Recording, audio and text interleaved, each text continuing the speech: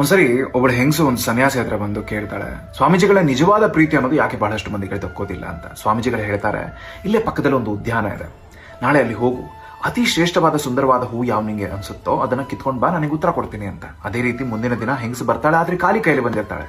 ಸ್ವಾಮೀಜಿಗಳು ಕೇಳ್ತಾರೆ ಏನಾಯ್ತು ಅಂತ.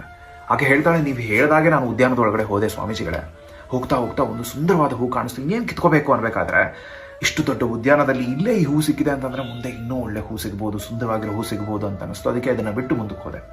ಉದ್ಯಾನ ಇನ್ನೇನು ಮುಗಿತಾ ಇದೆ ಅನ್ಬೇಕಾದ್ರೆ ಅದರಷ್ಟು ಶ್ರೇಷ್ಠವಾದ ಹೂ, ಸುಂದರವಾದ ಹೂ ಯಾವುದೂ ಅಲ್ಲ ಅಂತ ಅನಿಸ್ತು. ವಾಪಸ್ ಬರೋಷ್ಟರಲ್ಲಿ ಯಾರೋ ಕಿತ್ಕೊಂಡು ಹೋಗ್ಬಿಟ್ಟಿದ್ರು ಅಂತ. ಸ್ವಾಮೀಜಿಗಳು ನಕ್ಬಿಟ್ಟು ಹೇಳ್ತಾರೆ, ಇದಕ್ಕೆ ನಿಜವಾದ ಪ್ರೀತಿ ಬಹಳಷ್ಟು ಮಂದಿಗೆ ದಕ್ಕೋದಿಲ್ಲ. ಕೈಯಲ್ಲಿ ಏನಾದರೂ ಇರಬೇಕಾದ್ರೆ ಅದ್ರ ಬೆಲೆ ಅರ್ಥ ಆಗೋದಿಲ್ಲ, ಬಿಟ್ಟು ಮುಂದಕ್ಕೆ ಹೋದ ಮೇಲೆ ಅದೇ ಶ್ರೇಷ್ಠ ಅಂತ ಅರ್ಥ ಆಗತ್ತೆ, ವಾಪಸ್ ಬರ್ತಾರೆ ಆಗೋದಿರೋದಿಲ್ಲ ಅಂತ.